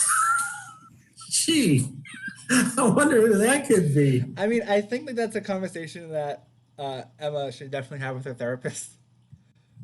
Because, like, I don't think she wants any confrontational or, like, any exaggerated, like, discussion with Chase at that point. Yeah. She's like, I just want your body right now. I really don't want to talk to you. I just want to be the big spoon. And you're going to give that to me? Yeah. So, And see, the part that it would come in perfect would be she's talking about, I don't like penises. Well, I can understand the thing, but I don't like them penising inside of me, and I don't want to get pregnant. She could have that conversation with the therapist, and the therapist could just open up on her and, I don't know, set her straight, because she's not her therapist anymore. It's like she said, she's just a friend. So she's just talking. very. And maybe she could get her to help her unpack how she feels about it, because there has to be some little bit of resentment there that she knows Chase Had the girl. Chase was the one. Yeah. Look at you, Chase, causing all kinds of problems. Chase did not let it go. He did not. Cassidy with all the puns. Gosh. I mean, that's very true. That's a very good statement. That's a very valid point, too. Is that it's like, it's a joke that, like, breaks some tension, but also, like, Emma would be thinking about that. Yeah. And especially when she's drunk, would she not have said something to Zella? She would have said something to somebody. That's very true. She would say something to someone. Yeah, she would say something to someone. I also think that drunk Emma might actually say something to Chase, though. So. But sober Chase wouldn't do anything with drunk Emma. Very true. Yeah, he wouldn't, because it'd be like, you're not in your right mind, and there has to be like, I have to know that you really want to do this, and you have to be in the right mind to do it. He's a gentleman. He's a good guy. Yeah. That's what we all need in life. Anywho, does anyone have Well, maybe not me. thoughts or comments, concerns, pieces that make sense? Yeah.